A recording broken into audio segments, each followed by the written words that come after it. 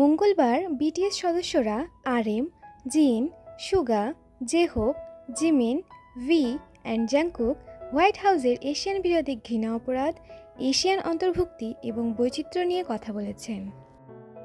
7 সদস্যের প্রত্যেকেই একটি সংক্ষিপ্ত মন্তব্য করেছেন। আরএম: ধন্যবাদ কারিন, আপনার সদয় কথার জন্য। এবং হাই, আমরা বিটিএস।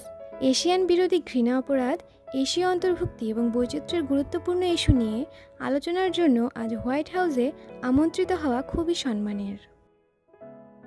জিন: আজ AANHPI হেরিটেজ মাসের শেষ দিন। আমরা ANHPI সম্প্রদায়ের সাথে দাঁড়াতে এবং উদযাপন করতে হোয়াইট হাউসে যোগদান করি। জিমিন: এশিয়ান আমেরিকান ঘৃণা অপরাধ সহ সাম্প্রতিক ঘৃণামূলক অপরাধের কারণে আমরা বিধ্বস্ত হয়েছি। এটি বন্ধ করতে এবং কারণটিকে সমর্থন করার জন্য আমরা আবারও নিজেদের কথা বলার এই সুযোগটি নিতে চাই। জে-হোপ: আমরা আজ এখানে এসেছি আমাদের আর্মি, বিশ্বব্যাপী আমাদের ভক্তদের ধন্যবাদ জানাতে, যাদের বিভিন্ন জাতীয়তা ও সংস্কৃতি রয়েছে এবং বিভিন্ন ভাষা ব্যবহার করে। আমরা সত্যই এবং সর্বদা কৃতজ্ঞ। জাংকুক: আমরা এখনও আশ্চর্য বোধ করি যে দক্ষিণ কোরিয়ান শিল্পীদের দ্বারা নির্মিত সঙ্গীত ভাষা এবং সাংস্কৃতিক বাধা অতিক্রম করে বিশ্বের বহু মানুষের কাছে পৌঁছেছে। আমরা বিশ্বাস করি সঙ্গীত সবসময় সবকিছুর একটি আশ্চর্যজনক এবং বিস্ময়কর একীকরণকারী। সুগা: আলাদা হওয়াটা ভুল নয়।